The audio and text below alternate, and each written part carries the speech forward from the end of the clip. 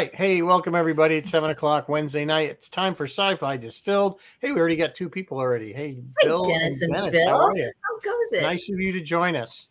So we are continuing with our Martin. Hi, robot Martin. month, and we are doing the 1973. Correct? Yes. Westworld. Hi, So Sue. this is Michael Crichton's directorial debut. Yes, he had for the movies, for the theater. Right. He had directed something on TV before, but this was his movie debut. Right. So, but before we get into that, I know you got news. I got news. Where did I put the news? I got all kinds of news.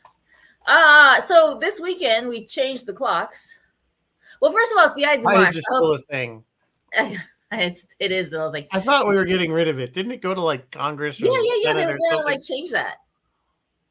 So, but they didn't. All right, guys. It's the Ides of March today, so I hope you all beware or whatever. Well, yesterday was Pi Day. Yesterday was Pi Day. Friday, St. Patrick's Day. This weekend, we changed the clocks. And if you're all dug out from the storm, let's do some news. So after losing an hour of sleep this weekend, I did the sensible thing and stayed up late to watch the Oscars. Yay, Michelle. Yo, yay. Everything, Everywhere, All at Once.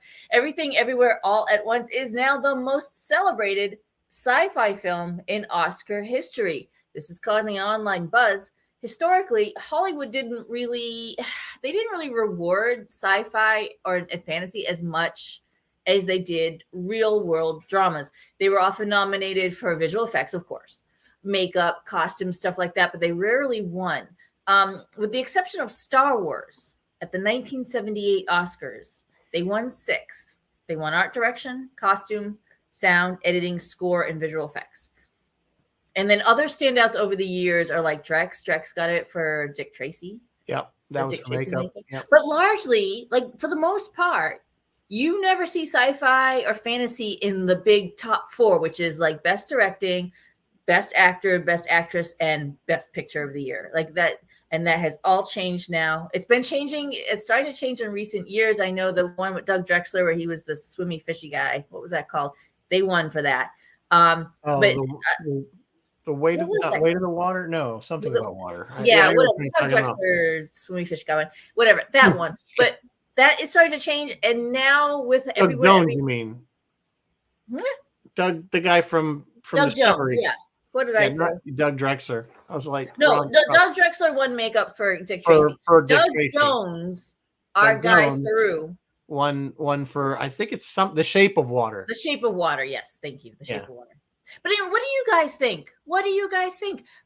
Does sci-fi and fantasy get the recognition and acknowledgement it deserves? I think up until recently, most of the movies that people didn't take seriously. They were either just straight up action films, or they were almost kids movies. Like superhero movies. And sure. I think they just didn't take them seriously. Yeah. I'm kind of surprised that 2001 must have won more for something, for at least visual effects. Probably visual effects. Yeah, I bet Doug Trumbull. I'd have to look it up. Somebody who's near a computer, look it up. Look. You're right. They tend to lean towards dramas. The Encino Man cast did well. Yes, the Encino Man cast. They do lean toward dramas, but I mean, Lord of the Rings kind of got acknowledged. I know over on the television side, Lost won Best Drama one year for one of its seasons. So, it's kind of it's starting to swing, starting to change, and I'm here for it. I appreciate that. We'll see. I mean, they have to keep making films that are worthy of, True. You know what I'm saying? True. It's like you just can't say, well, sci-fi should get more if the movies aren't any good or they're just fluff blockbuster type stuff. Well, they're gonna stay. Yeah. They're gonna stay in that genre of music and effects. And that is a great point, because I feel like Everything Everywhere All at Once had a really human message, had a great message. I haven't seen it, so I probably should put it on my list, but you got to see it. Let's zip through the Oscars. So Best Supporting Actor, Kiwi Kwan, Short Round. All of these winners to me, and from he was the same kid that was Goonies. in Goonies. And Goonies, yeah. And Best Supporting Actress, Jamie Lee Curtis. Animated is Pinocchio. We don't care about that. Costume design, Black Panther, Wakanda Forever. That's well deserved. I know they researched and worked really, really hard on those costumes, so that was absolutely deserved. Best makeup and hairstyling, The Whale. That was putting Brendan Fraser into the fat suit, the prosthetics. But I know it also had digital effects to it as well. And he won Best Actor. And he won Best Actor. Best Screenplay was Everything Everywhere. Best Cinematography. Okay, actually, All Quiet on the Western Front got Best Cinematography. I was kind of surprised that Top Gun Maverick was not even nominated after everything we learned when we covered the movie about how they put the cameras. They had to like specially design the cameras and cram them into the planes with the actors, and the actors had to be their own cinematographers. All that work that went into that, not even nominated. I feel like it at least deserved. Again, this is a movie that, I was surprised it got nominated for Best Picture. I was too.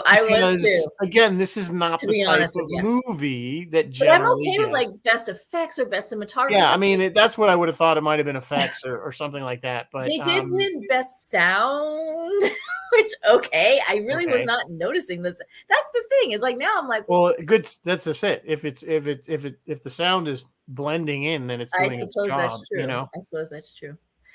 Best film editing, Everything Everywhere. Best original song, Not Too from RR, and I'm about to talk about that in my next segment. Visual effects, Avatar: Way of Water, of course. Lead actor, Brendan Fraser. Lead actress, Michelle Yeoh. Everything Everywhere got directors, and Everything Everywhere got Best Picture. So with Michelle Yeoh winning that Best Lead Actress trophy, does that sound the death knell for Section 31? Oh, you think she's going to be too expensive? She might be a little expensive. I don't know.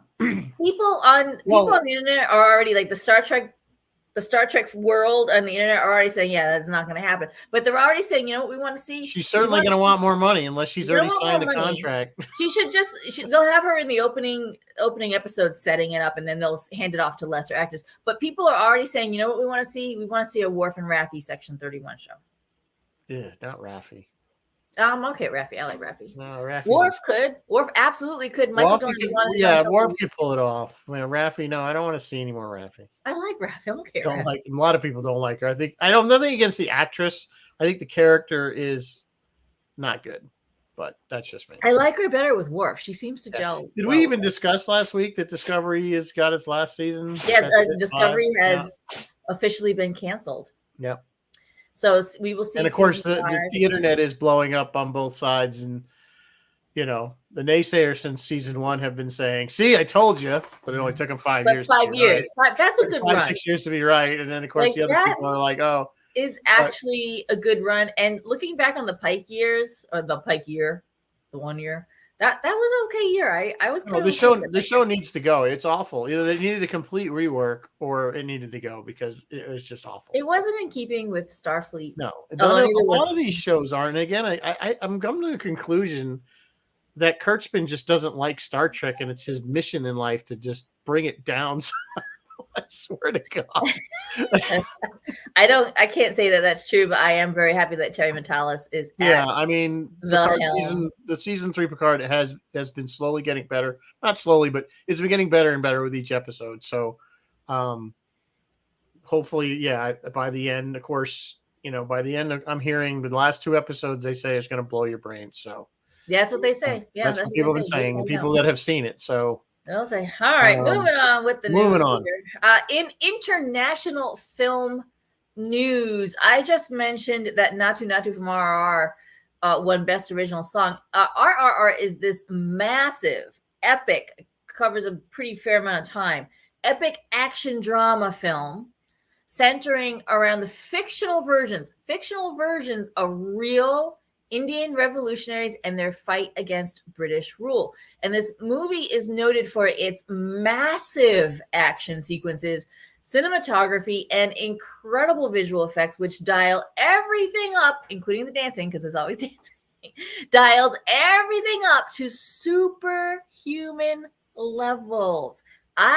Since looking, I was like, well, what the heck is this movie? So I looked at it. I am now very interested in watching this movie. The other international film news is, who else likes science fiction? China. China's sci-fi blockbuster, The Wandering Earth 2 is scoring huge at the box office and drawing attention to the technology behind the movie. Wandering Earth 2 is a prequel or a sequel. I guess it's a sequel to the 2019 blockbuster Wandering Earth. Duh, that makes perfect sense. And tells the story of how humanity is building these enormous engines to move the Earth. It's very like Space 1999. They're going to actually move the Earth to a new solar system because our sun is burning out. This movie is a flashy, state-approved, Chinese government-approved, cornball spectacle about humanity's resilience and hope in the face of annihilation, especially the Chinese. The Chinese have the most resilience and hope, of course. And it's produced with gargantuan budgets that exceed anything we've seen in the United States. What do you guys think? They say the sci-tech props in this movie are real, and it is hard to discern what is real and what is visual effect. Do you guys want us to look at either RRR or Wandering Earth? It's always good to see what's going on around the world in cinema and to see what they are doing with their visual effects. What do you guys think? Should we take a look? Well, we did the Japanese movie. Battleship Yamato. Yep, we did Yamato. They're not moving the Earth with balloons. They're moving the Earth with... The name of the Chinese movie is The Wandering Earth 2. It's the sequel. It's kind of like the Boston albums, isn't that the whole thing? They all except it wasn't the whole Earth. The Boston, the rock band. Yeah, Boston. I know Boston. You ever see their album covers? That was their whole thing, that the cities were launching into space and going to I'm going to have to go back and look now. Yeah, that's awesome. They had some great. That's one thing you don't get anymore. I know off topic, but is album Please art. Type it. The Wandering Earth, the Earth that wanders, the Wandering Earth, and the Indian one is R. The letter R. We could do both movies in one show. We don't care about the plots. RR is not even science fiction. I don't know what it is, but what we're interested in is the visual effects. Well, what are they doing with the visual effects? They say these things are kick-ass. Netflix has been pulling a lot of the Korean stuff too. Like we saw Squid Games and Silent Sea. That's true. Things are getting international. So they're pulling that German thing. The German one, yeah. And what I'm finding, it's interesting. I mean, we could have a whole show on this if you guys want, because I think it might merit a discussion. Because Tales from the Loop, very different from what we expect and what we're like. I don't know if it's a language barrier thing. That's the way their language is spoken and the way it translates, or it's a way they perceive movies should be, because they all seem to be much slower than what we're used, at least for me.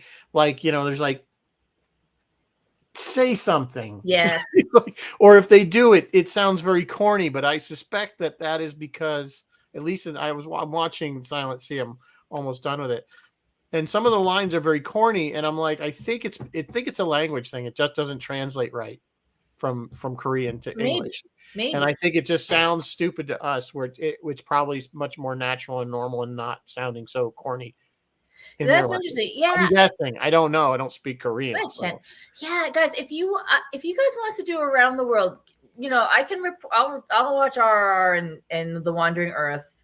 And what you said about being slow is Phil Merkel would agree with you, because I had recommended Tales from the Loop, which is Scandinavian, a Swedish. Right. That actually was good, but again, I loved it. I loved it. He said the first episode put him to sleep. He was like, it was so slow. It's not an action show. It's not an action show. It's kind a of a deep thinker, sort of sci-fi. Yeah, but you're right. I can see, again, if you're not into that sort of thing, it's. But guys, let us know if you want us to just have an international night, and we'll just look at a few things from here, there, and everywhere. Because I really am interested in seeing those two movies I just reported on. Because I hear that what they're doing with visual effects is absolutely mind-blowing. And I want to know, what are they doing that we're not doing? What are they doing that we could steal and apply to our movies?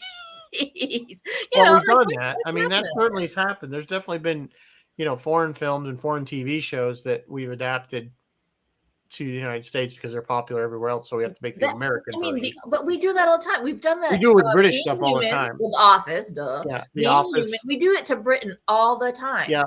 Top Gear. Although, usually though, like when we did Top Gear, it was terrible.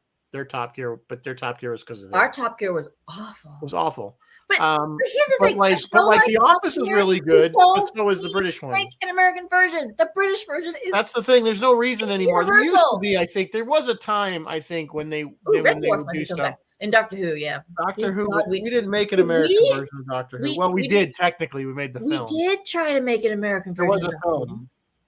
There was a film with an American actor. Oh. I believe he was an American. I don't know, but it was an American produced film. Why? The one doctor, the one that he was a one-off doctor. So, all right, let me go back. Let me finish the news. Red Dwarf might be coming back. Red Dwarf did come back. Red Dwarf comes and goes, but he came back. But honestly, after seeing it, it really just needs to not come back anymore. I love Red Dwarf. I know, but the last thing they did was just, I didn't think it was that great. Well, I mean, after you even do it, it's like that's what I'm saying. It's done. Doctor Who is the only thing. Although Star Trek's been going pretty long time too now. I was gonna say Doctor Who outlives Star Trek is older than Star Trek. So did you remember when Shatner? But there was a gap. So if you count Iron Chef America, as the dude, right? Yeah. All right, let's finish the news. I'm going to skip this article. We don't need to. Oh, okay. And the last piece of news tonight before we talk about Westworld from real life. This is news from real life. I had to include it because my little tiny pea brain was blown. Move over, Cocaine Bear. We now have Cocaine Cat. Hamilton County, Ohio dog wardens kept getting calls about people thought was a leopard in a tree. And so they came and captured him. And they figured out it was a cat named Amory that escaped from his owner's car during a traffic stop. The experts suspected that Amory was actually a serval, which is a cat native to sub-Saharan Africa. And, funnily enough, illegal to own in Ohio. To confirm that, the medical team took a DNA sample and also tested him for narcotics. He had tested positive for exposure to cocaine, and they did conclude he was indeed a serval. Now, you're probably asking me, Mary Beth, wait, what? Yeah, why did the shelter just randomly decide to test this cat, Amory, for drugs? Well, let me tell you that story. The short answer is a capuchin monkey named Neo. Last year, Animal Control seized a monkey from his Cincinnati home after a veterinarian saw a video of him and believed he ingested Xanax or cocaine or a combination thereof and needed medical care. Neo tested positive for amphetamines, underwent treatment, and is now safely in an undisclosed location. And the owner was indicted on animal cruelty charges, as it should be. Since then, it's become standard protocol for shelters in Ohio to test for narcotics for any animal that's more exotic than the usual household pet. And America, all I got to say is, what is wrong with you? I guess I'm confused what this has to do with sci-fi stuff. It doesn't. I said this was from real life. I told you. I said at the top. Okay, well, random news of the day. Random news of the day. I had to report this because Cocaine Bear, now we have Cocaine Cat. The point is, America, there's something bad wrong with you. There's something bad wrong with you. People have been getting their pets high for years. That's not new. I don't understand. My little brain. I'm not condoning that behavior, mind you. I'm just saying it happens. Oh man. Okay. Well, all right. So before we get too far into Westworld, we do have a drink. Oh yeah, what's our drink for robots? This is pretty harsh. Absolute vodka or your vodka of choice, or Jack Daniels, or whiskey of your choice, and some two drops of grenadine. I'm thinking, wow, that's gonna knock you on your ass. Never mind. Cocaine Cat and Cocaine That's pretty Bear. Much straight up alcohol there. So I don't know what it would taste like. Vodka and whiskey. Vodka and whiskey with just a couple of drops of grenadine for color. Hey, little red. I don't know. What Chris Roche, the Shadow's waiting for Cocaine Aardvark. Why not? Cocaine Aardvark. So, Cocaine Cat. Good Nyborg, man. Anyway. All right. So 1973 Westworld. This, again, we had talked. This is Michael Crichton's first directorial debut. He also, of course, wrote this. Of course, we're kind of seeing, I got to say, as I'm watching this, I'm thinking this has got to be where Jurassic Park Yeah, this was like his dry run. No question. No question. This Jurassic Park was like the redo of Westworld. Yeah, this was his dry run for Jurassic Park, and then he's like, "Okay, guys, now we're gonna do dinosaurs, and we're gonna fix the following problems." This movie is very interesting in some ways. It's very 1970s for right out of the gate. So if you watch it, there's some really cringy stuff that is particularly in the beginning when the guy's like giving an ad and he's talking and it's some cringy stuff that's definitely not PC by today's standards. But it's only about an hour and a half. It's like barely 90 minutes, a little over 90 minutes long. So, and literally the first hour, like nothing of significance happens. Nope. It's like just them. They have this long ass brawl. Like the evening's entertainment is this long ass brawl. And then I never noticed it before. I'm like, literally the whole action sequences when he's being chased by the gunslinger is like the last 25 minutes of the movie. Yeah, exactly. That's it. And that was the whole crux of the movie. The whole first half. half. So I'm like, but I remember watching this. I didn't see the theater. I was too young, obviously, but I remember seeing this in reruns in the afternoons on Sunday afternoon or whatever.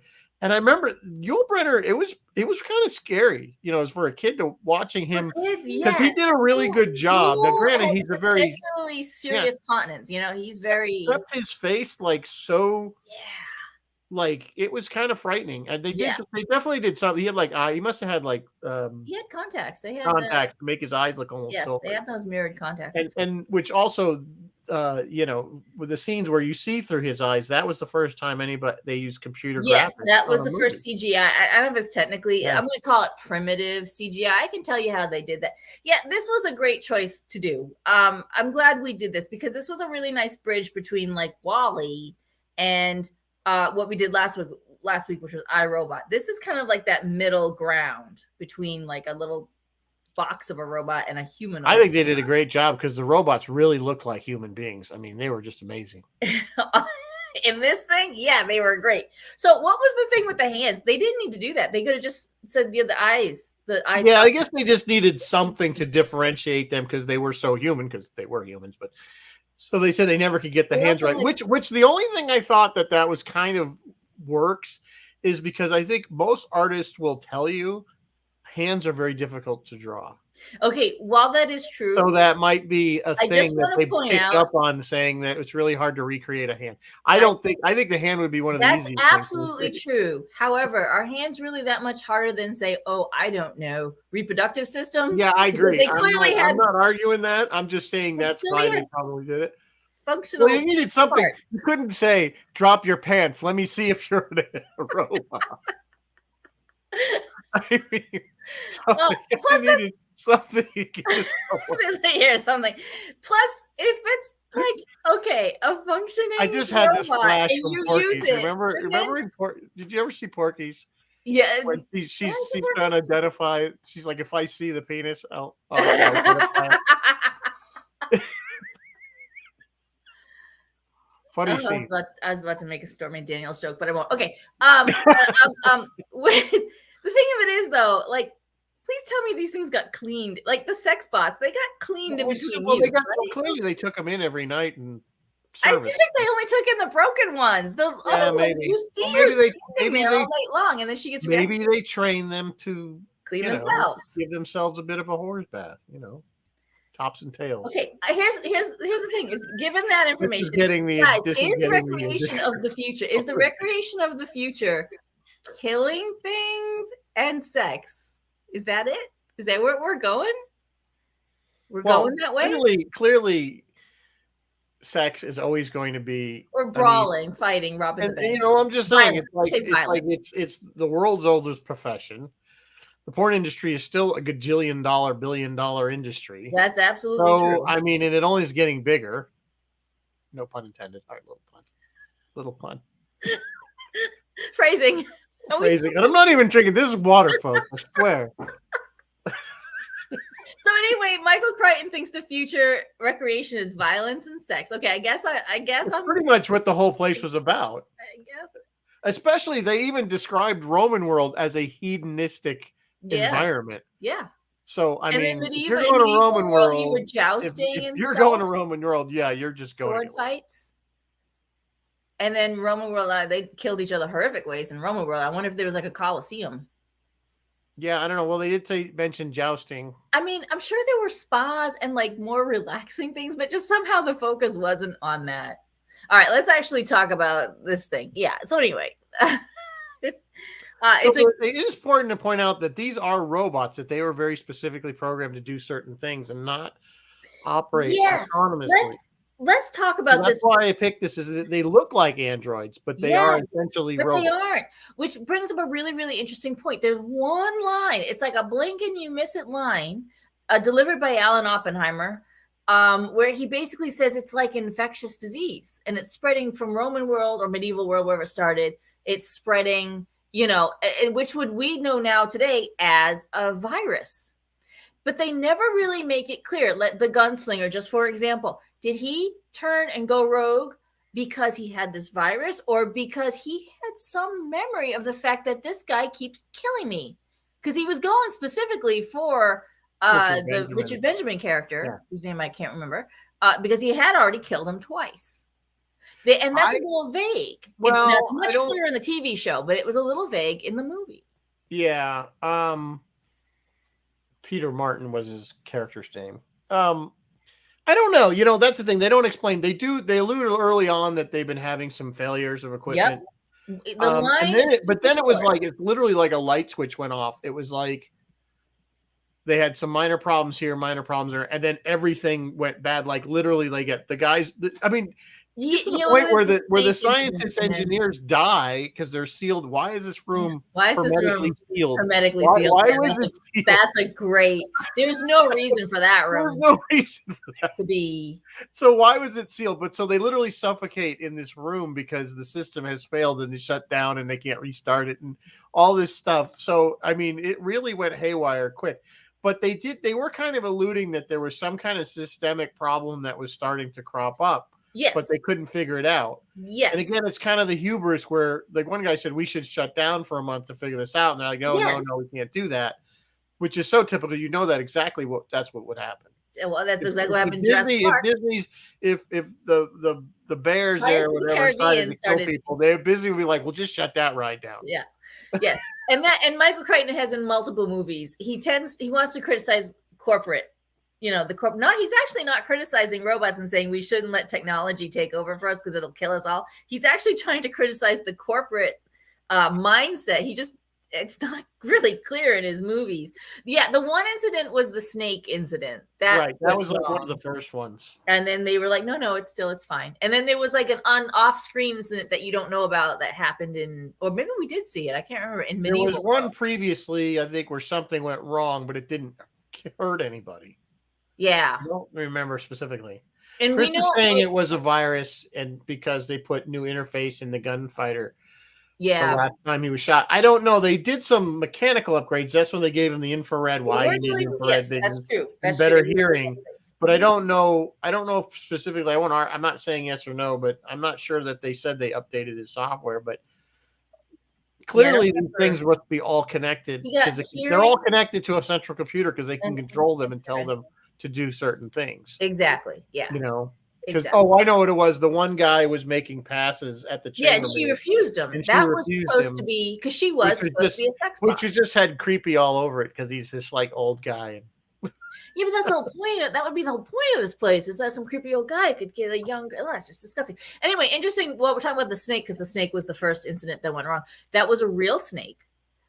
They had milked it. It was a real rattler. They had milked it and put something on its teeth, and James Brolin's arm was wrapped in something, and its fangs still went through whatever he was wrapped in and pierced his skin. Wow. And he actually got hurt for real in that shot. But that's kind of like the 70s where they were using real, and like he was really going that to a real snake. Nowadays, people they would never let that. The PETA people would be like, protection people. Yeah, the animal abuse people would be like, but nope, they did it. And then I kind of wondered because when they showed them opening the snake up to see the little circuits inside, I was like, oh god, that's another real snake. You're like, okay, can't do that anymore. No. Although they did in Game of Thrones, they did actually dress a real deer. They had a real dead deer and they dressed it for one scene. Well, you can, I guess, people shoot, deer and all the time. It's not. Yeah, I mean, I guess if it was really like real hunters. trophy. Then You I know, guess it's like saying, you know, if they slaughtered a cow or a beef in front of you, it's like, or a chicken. It's like, well, we do that every day. So I suppose. But anyway, you know how the movie industry no, is. I get it. No, I get it. So that's interesting. But you're right. They probably wouldn't let them beat on the snake, just for a shot. It would be Yeah. fake. It would be fake. It'd be CGI this right now. It'd be It wouldn't even be CGI. real. Yeah. So But anyway, back to where we were at. Yeah, so things start going wrong, and then all of a sudden, they wake up from their brawl because I guess the evening's entertainment was either rob a bank or participate in a brawl or have sex. That's your choices in this park. And they wake up for the evening's brawl, and everything's gone horrifically wrong. And the safety protocols are somehow off. How does that work? How does the gunslinger shoot James Brolin? because the way they explained that it worked was, it's a heat thing, and I guess he must have had control over it. I don't know. You're right. The gun must have failed too, because the gun supposedly has a sensor in it. Yeah. That if it sees heat, it won't Well, fire. you would think that none of the robots had real. Of course, you know, there's a lot of suspension of disbelief, because one could say, okay, what happens if they shoot, they hit something, and it ricochets and then hits a person? Yeah. You know what I'm saying? So it's still firing real bullets. Safe, but customers could turn on other customers. Yeah, Like, well, they're saying no because true, the guns won't work. Because if you point it at somebody warm. But right, that's true. But Dick Van Patten was another human, and he was in the brawl, and I think he got socked by Richard. Yeah, Benjamin. clearly you can get punched. You can get punched. So it's not the safest. There's I bet you had to sign paperwork this thick to go to this park. Well, the other thing I noticed is that it's $1,000 a day. Of course, that was 1973, which probably was like today would have been $10,000 a day or something like that. You know what I'm saying? It's factoring inflation. I mean, even to us, $1,000 a day is a lot. But you know, when you figure out a resort, I don't know what a resort hotel costs if you have all inclusive with food and drinks and all the other stuff. And you know what I'm saying? It's probably close to that. Maybe. I don't know. $1,000 a day. Cruise is $1,000 a day. Disney's close to $1,000 a day if you stay at the. Well, no, you could. Well, probably less than that. No, and it's the less. meals and the extras. Well, yeah, they have packages, and I don't even going down that road. But when we went, it was very reasonable for 3 people. Yeah, actually, I don't. You got to find the sales. But anyway. So anyway, yeah, I mean, for that kind of experience, I suppose if it was as authentic as they portray it, I guess. But clearly, this was at some point. I don't know how far in the future it would have been. They never really said the year, but of course, they had this like really fancy hovercraft thing that flew them out to wherever. Yeah, that flew them out. It wasn't even like when they say hovercraft, I always think of those things that like go across the channel, and you know, this thing was like a spaceship. Because they actually showed it kind of, it was like weird. Yeah. So this thing was built out in the middle of the desert or something? I guess. Yeah. We're clearly we don't know. It might not even been in the United States. It could have been Asia. Yeah, actually, it could have been elsewhere. That's true. Could have been elsewhere. There's space for this. Well, these little weird glitchy things are not the only ones. There were 2 other glitches. One was the gunslinger with his kick-ass infrared eyes. When Richard Benjamin tricked him by laying on the table with all the other robots, he absolutely should have still seen him as because of the infrared. He could have seen them. The other thing is Majel Barrett's character. The Majel Barrett character and some of the other robots did drink in the saloon, but then in Medieval Land, that robot girl, the one that was chained up, that he tries to unchain at the very end, he thought it was a real girl. You could say they did imply that there were different models. Oh, that's true. That's true. So she could have been a different model that just wasn't designed to do that. Take the water, they could have been designed because remember he said, well, you know, even when he's talking about Yul Brenner's character, when he meets the guy out changing the tire on the little golf cart thing.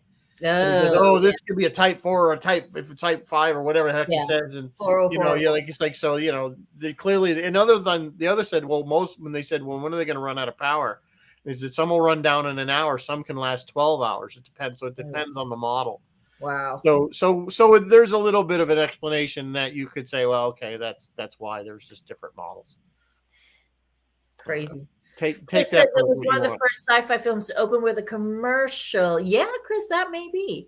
Its little claim to fame was the first CGI, and I do want to talk about that. I can tell you what that was. So they Crichton had seen what they were doing. They were just starting to get the first pictures back from Mars, and those pictures were coming back in pixelated, kind of like what the gunman saw. And those pictures were coming back by binary code from the NASA Mariner 4. They were digital pictures coming from binary code. And they just knew from the code kind of what the color shading was, and that's how it created a picture. And so Crichton got this idea, and he's like, yeah, let's do like that. So he contacted Jet Propulsion, and they were like, yeah, we could do it. It's going to take 9 months and cost you $200,000 and all this. And he was like, oh, that might not be. So he contacted John Whitney Sr., who was a special effects artist, or visual effects artist. And John Whitney Sr. recommended John Whitney Jr. He said, my son can do it. And John Whitney Jr. did it. He did the sequence in 4 months. They did have to take film, and then I actually don't know exactly how they did it, but they did have to take film. And this was digitally manipulated to make it look like this pixelated vision. And so technically, I think this does count. I mean, it's primitive, but I think this does count as computer generated imagery. So this would be the first computer generated imagery. Also, somebody else said that this was that when they take the gunslinger's face off so they can work on the eyes or whatever. Someone said that this was the first time you saw that in the movie, but I actually don't think that's true. I don't think that's true at all. I think we've seen that before lots of times. I think we've seen that in Star Trek even. When else have we seen the face come off and there's just... Yeah, that's true. Yeah, I want to say in I, Mud. Yeah, we see something. Do we see... Don't they take a face Or do off? they just smoke and slump over? I thought there was a thing where I know he picks up his chest, his stomach, and you can see the stuff. Yeah, Martin, fembots, we knew they were... Well, fembots, that's Austin Powers. No, the earlier fembots. What's the one with all the wives? Stepford Wives. $6 Million Man was after this, Kent, though. Was it? Pretty sure. This is 1973. Oh, yeah, $6 Million Man would have been after this. Can anybody think of something earlier than Bionic Woman that would have been after this? I'm thinking early. Was there anything in the 50s? Like, surely we've seen robot people in the 50s. I want to say there was too. But anyway. Maybe it was. Maybe this really was the first time we saw a face come off. I don't know. Of course, there was a sequel to this called Future World. And it was a TV show. Well, it was a movie. I don't know if they made it into a TV show. Had what's his name? Fonda there. The son. Oh, Henry Fonda? No. Peter Fonda. Peter Fonda. And that was a different story altogether. They were replacing in that show, they were replacing presidents and heads of state with robots. Yeah, that's true. Take over the world. We do every night, Pinky. Why to take over the world? Same thing we do every night. So this was bare bones storytelling. The saying "voyage to the bottom of the sea." Maybe. Yeah, maybe. Yeah. Yeah. Maybe in a Doctor Who, I bet. Oh yeah, I'm sure the Doctor Who always had robot people. Well, they had Doctor Who did have a one with was during the John Pertwee era. They had, I think they had some not the Daleks, the Cybermen. Android. No, they had some kind. No, it wasn't them. It was one that didn't come. I thought there was some kind of. Anyway, we digress. Whatever. Back to this bare bones storytelling. There's like one line, another blink and you miss it line, which is, I don't know if this is good of Crichton or bad of Crichton, but there's another blink and you miss it line that says, computers designed half of this stuff, so we really don't know how it works. So he was already trying to hint at sort of AI, not AI, but kind of AI, like the first movement toward it. It only had a $1.6 million budget. Crichton had visited the Kennedy Space Center and had observed astronaut training and observed how they were trained to react without thinking. So they really were almost like robots. They were conditioned to do things that would save their lives in an emergency. Like that's what it was. And he started to wonder about the blurring of the line between man and machine. And then of course he went and saw not Pirates of the Caribbean, but he went and saw It's a Small World or something in Disney. And this thing was born. So yeah, I think this is a great, for our look at robots for Robots Month. This I think is an absolute must include, must see. Yeah. Do we know what happens to Dick Van Patten? His character? No, we never see him die. We don't see him die. We assume he did because everybody died except Richard Benjamin. I mean, like it seemed like died. everybody died. Yeah. It seemed like everybody died. Like he kept coming across people and they were dead. Like everybody in Roman world was dead. When he went through Everyone there in was nobody medieval alive. times was He came across medieval the one guy out in the times. middle of the desert. He got shot. We're just gonna call medieval world medieval times. Medieval times. Medieval times. So, is this constitute abuse of these robots? Like, abuse of robots is a thing. In Star Wars, the problem with droids, if you guys, it's on YouTube, you can find this little short thing. Just in the YouTube search bar, type in the problem with droids. They make quite a big deal about this. Is this robot abuse? Is killing a robot every day abuse? Droids though have some self-awareness. At least in Star Wars, they're portrayed as having personalities and having, to the point now they can have their memories wiped and start over again. But for the most part, so one would say they have feelings. At least R2-D2 implied he had feeling. But these are straight machines. These are just doing something. They're not aware. That's absolutely They're not true. self-aware. And well, we don't know that. No, we don't know that. Well, that's the thing, and certainly in HBO's version of the TV series, they were self-aware. They definitely they're becoming they went beyond robot. They were more android. So this is absolutely not the first time we've seen robots or machines go rogue or go awry. I mean, think of the M5 computer. Well, here's the thing. I mean, but it's one of the more focused times, and it's one of the times where where they're hinting. They're starting to hint at, like, the conversation in the control room is hinting that maybe they are starting to come sentient. Maybe they are, and if we treat them like this, will they rise up and overtake us? Well, I mean, the thing is, again, these were never designed to have. So if that was happening, it was happening on its own. If that was happening, it was like happening on a calculator. These machines were no different than your car. We don't feel bad when people have a demolition derby. That's true. Or purposely destroy a car just for the hell of it. You're absolutely right. For 1973, it's a machine. It's a chunk of metal. It doesn't have any feelings. These were like it's not alive. Like, just I mean, that's the thing. If it didn't look like a human being, would we care? Yeah. It's only because we're projecting our own feelings onto something that we perceive as human.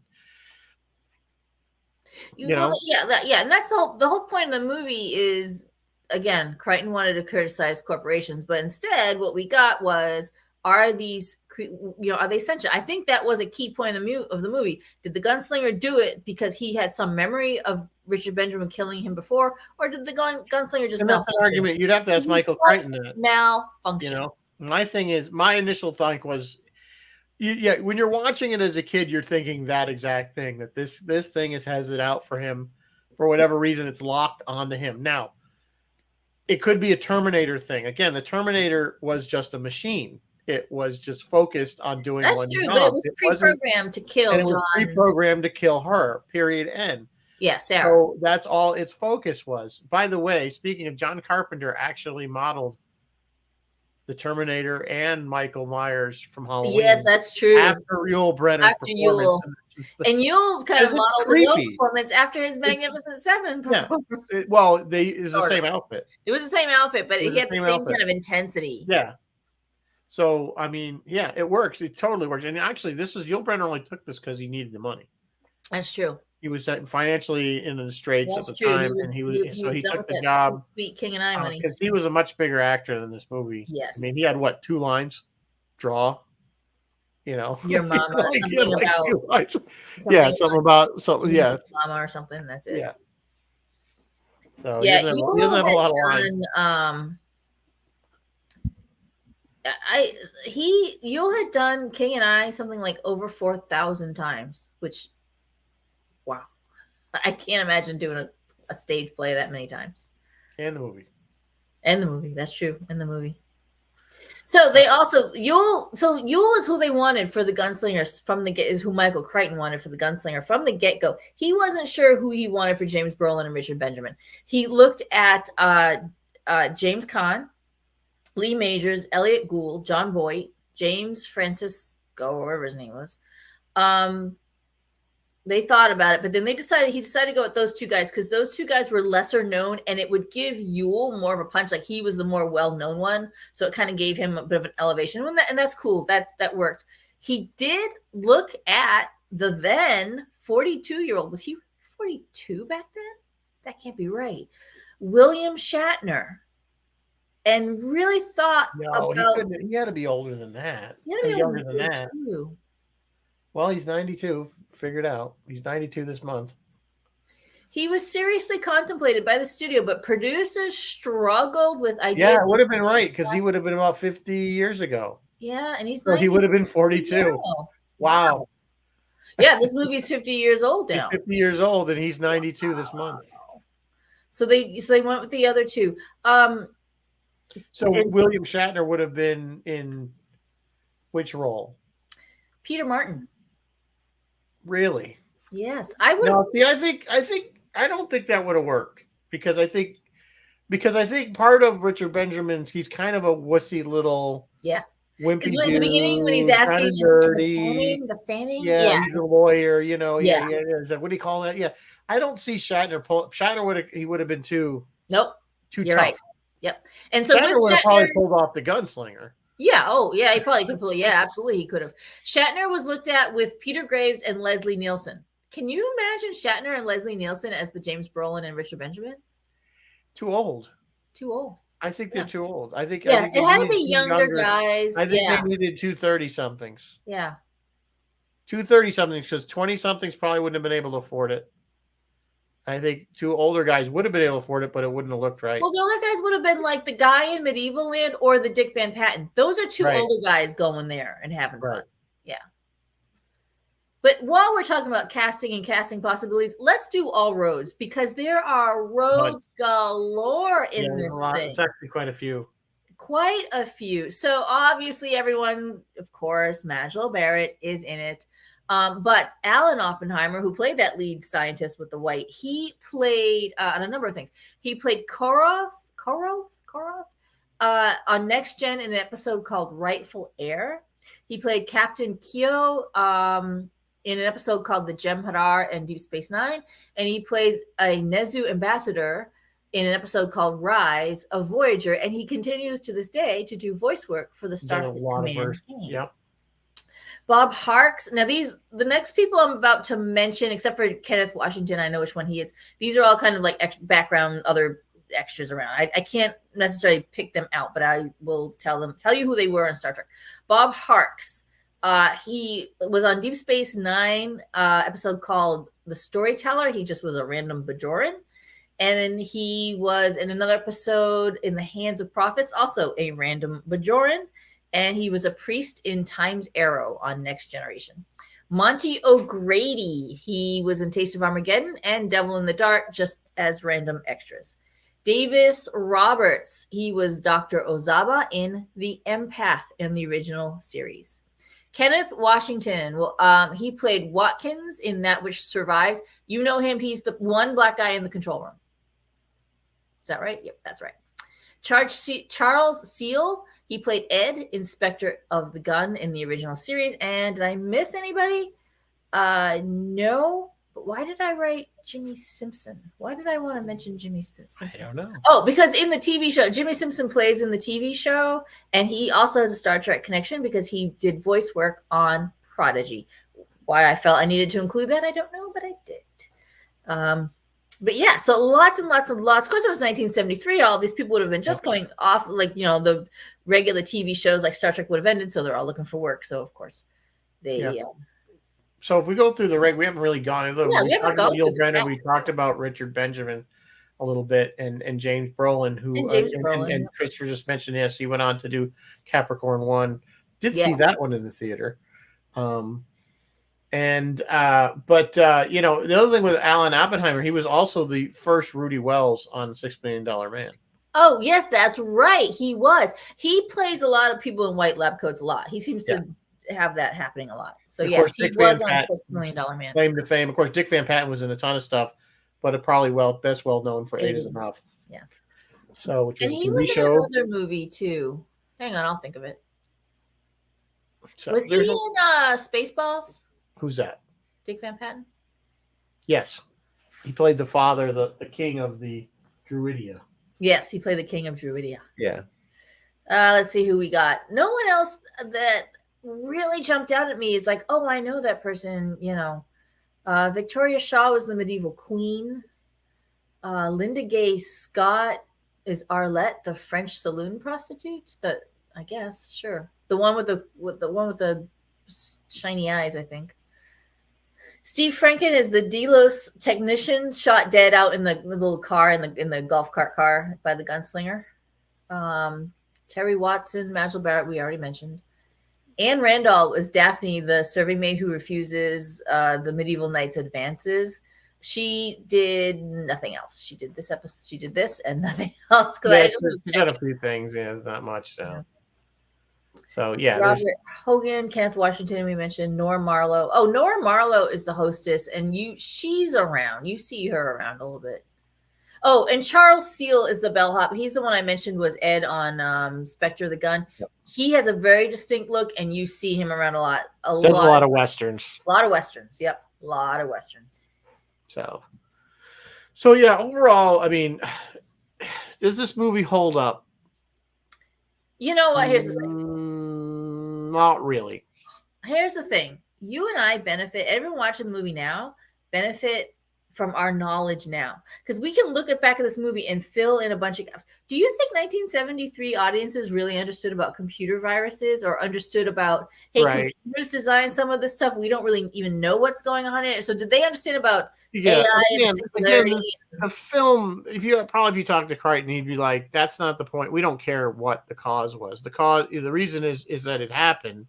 Something goes wrong. Again, it's kind of like, it's like iRobot. It's a lesson in hubris, where we've built these things, we've given them too much. You spend so much time thinking about if you could do it. You didn't stop to think if you should do it, right?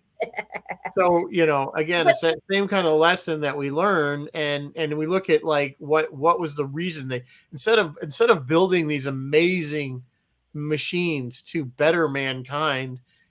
And maybe do things that put them in, like you say, in dangerous situations so that humans don't have to do those jobs. We made a resort so that people could get laid and shoot other people. Yeah. So people could act out violent. That's where the money was. Violent tendencies. The money's not in saving human lives. It's the age old. I'm surprised. Gambling. To what I said at the top of the podcast. Why? Yeah. But yeah, I feel like because we have hindsight, I feel like we have the advantage in understanding this movie. I really enjoyed this movie rewatching it. Like it's simple and it's bare bones and it's got some gaps.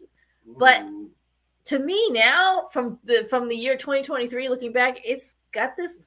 I can see it. It's complete. It's got when I say it doesn't hold up, I'm saying if the average person that's really not a sci-fi fan, it just says, "Hey, I want to." Oh yeah, they're gonna be like, "What is this?" They pull it off the shelf. They're gonna go, "What?" And that music, not the music, but that sound, whatever that was, is gonna annoy him because it's starting to annoy me. But I mean, when we look at it again with our history glasses on, so to speak, and we look at it, we can see the value in it, and at the time. I don't know. Do you know what this did box office wise? Was it a hit?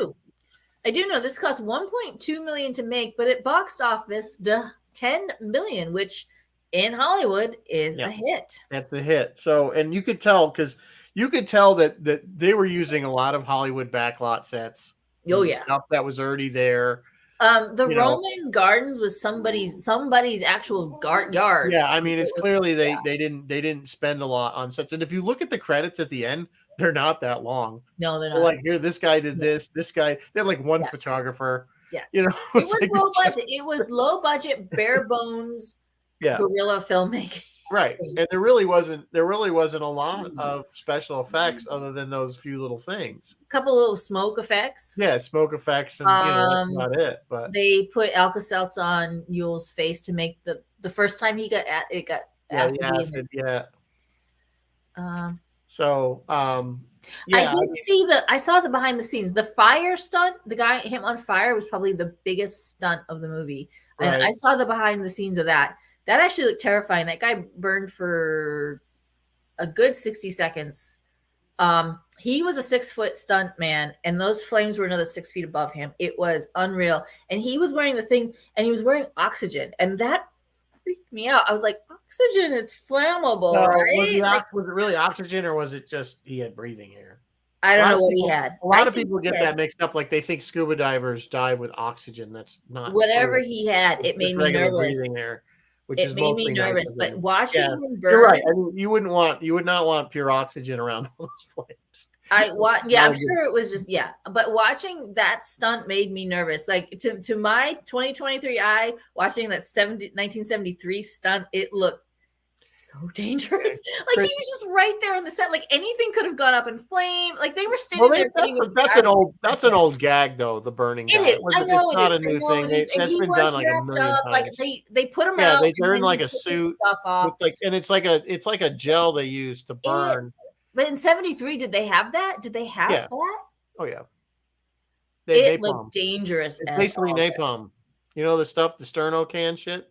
Yeah, I know that stuff. That's all it is. Blue gel, yeah. That's all it is. And then this other stunt guy was breaking down like when he shot Yul Brynner and he went out the window. He's like the shot was on set, and then going out the window was out on location wherever they filmed it. Oh, they filmed it on the same set as Blazing Saddles. Sure. Yeah. Sure, there. We need a Western set. What do we got? Oh, they probably it's just like the Andy Griffith show. The downtown's been used for everything. Yeah. Chris saying it's a high budget for that time. I don't think so, Chris.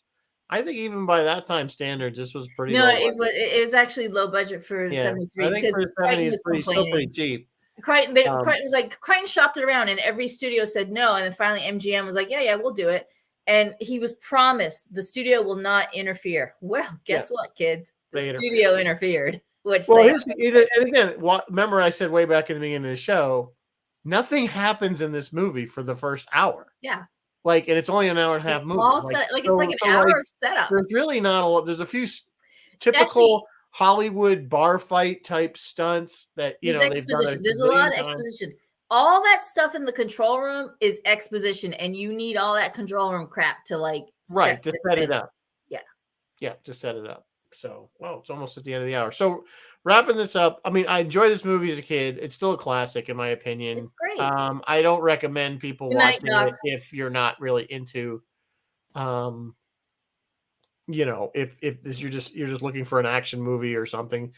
But it does have merit, and I think it does kind of speak to our future. Clearly, it's the pre-runner for Jurassic Park. To me, there's absolutely no question about it in my mind that this is where he was going, with just another, instead of robots, it's dinosaurs that go crazy and kill everybody. Yeah, absolutely. So, for our look at robots, I think this was an absolute must see. I'm glad we included it because it's that turning moment between robots are just machines that do pre-programmed crap to, oh, wait, robots might have either sentience or something else going on with them that causes them to, And, it's a real thing. I remember reading an article years ago that even with the current AI, that they are starting to see like little subroutines and things that are starting to be written on their own, like the computers are starting to kind of.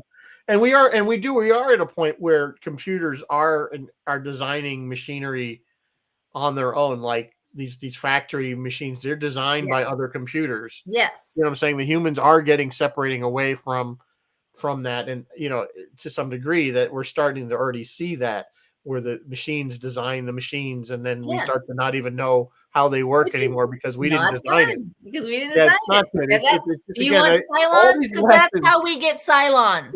That's how you get Skynet. You want Skynet? That's how you get Skynet.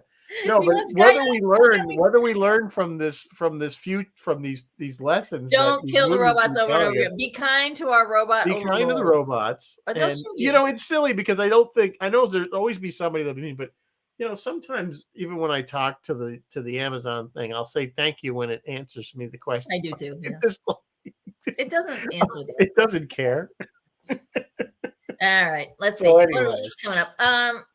What's coming up? Phil has Friday Night Freeform this Friday, and next week I'll be on with him talking to musician George Berry, who's out with a new album. Roy has Friday night off because it's St. Patty's Day. He's ready to do Erin Go Bra and drink some green beer, but he'll be back on Sunday with Starlog writer David Hirsch. They're going to talk about something that I don't know what it is. What are you guys talking about? Quartermass. What is quartermass, kids? I don't know what that is.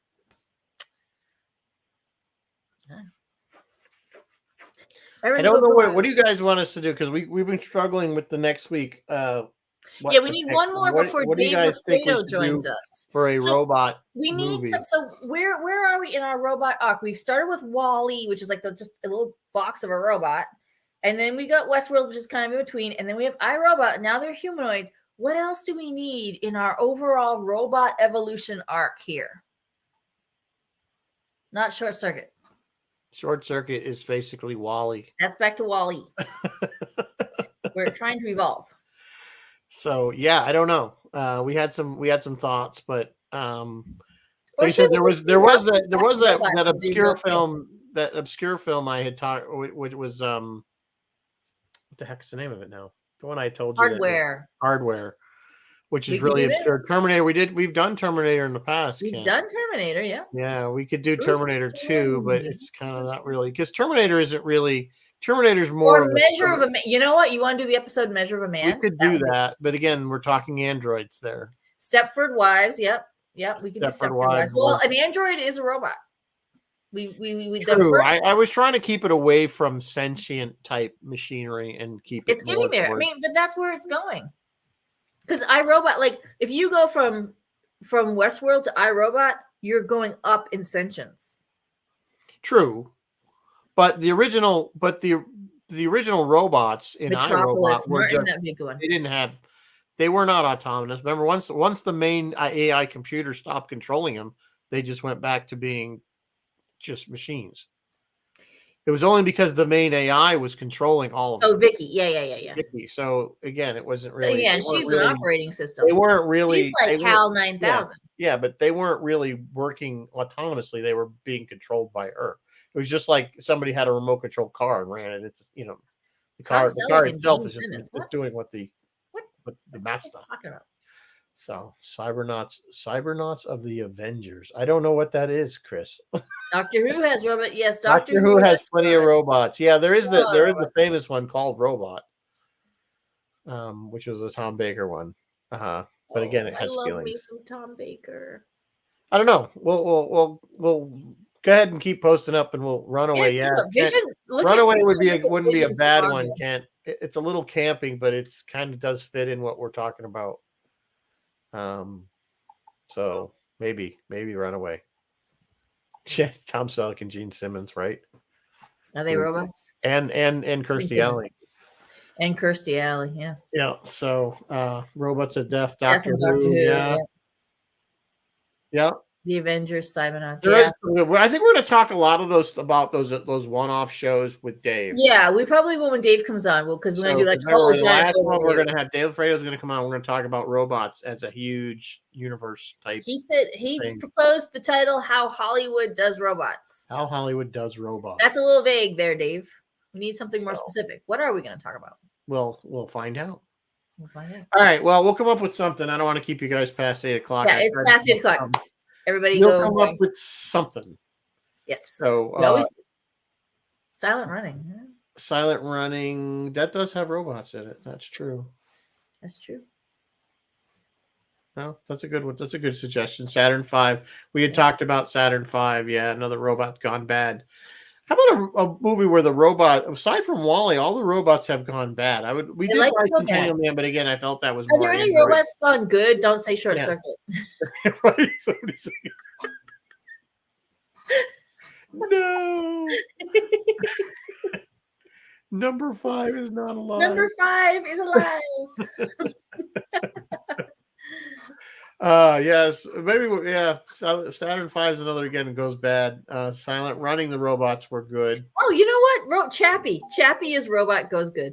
Chappie's robot goes good. He starts to go bad, but then he has the old, the whatever. I might have to watch it. All right, we'll come up with something as we always do. In the meantime, I guess that pretty much wraps it up. I don't really have anything else to say. I'm surprised we were able to talk about this movie. That's because news went long. That's because I started talking Oscars and then news went long. News went long. So, and of course, you can always watch the HBO Westworld, which I think ran 3 seasons. I particularly did not care for it. I liked the first season, and then I was okay with the first season, and then I watched the second season, and I got tired of trying to figure it out all the time. Yeah, I was like, I don't know where we are. It was just a ton of jumping around. We could talk about that if you guys want to cover that at a different time. District 9 is not a bad one. So, all right, guys. Until next week, we will see you. In the meantime, of course, as always, stay safe and live long and prosper. Thanks for being here. Good night.